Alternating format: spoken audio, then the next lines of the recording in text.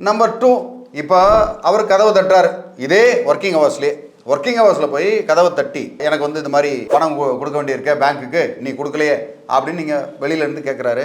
Right, இவரும் வந்து இல்லை சார் நான் பண்ணிடுறேன் அப்படின்னோடனே டக்குன்னு வீட்டுக்குள்ளே நுழைஞ்சு சோஃபாக்குள்ளே உட்காந்து நான் நீ பணம் கொடுத்தா தான் போவேன், இல்லைனா நான் போக மாட்டேன் அப்படின்னு உட்காந்துக்கிட்டாருன்னா அகெயின் அதுவும் கிரிமினல் ட்ரெஸ்பாஸ். அந்த மாதிரி ட்ரெஸ்பாஸ் பண்ணும்போதும் அது வந்து கிரிமினல் குற்றத்துக்கு உட்பட்டது. அது போலீஸ் கம்ப்ளைண்ட்டில் இந்த மாதிரி ஒரு போலீஸ் கம்ப்ளைண்ட் கொடுத்தாங்கன்னா, வீடியோ ஆதாரங்கள் இருந்ததுன்னா கண்டிப்பாக அவர் கைது செய்யப்படுவார். அதில் வந்து பெரிய ஆபத்து இருக்குது.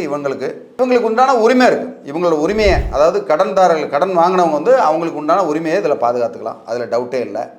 அதுக்கப்புறம் இப்போ நீங்கள் வந்து ஒரு பப்ளிக்கில் இருந்து அவமானப்படுத்துறது, பொது வழியில் வந்து ஒரு அவமானப்படுத்துறது வந்து மிகப்பெரும் குற்றம்.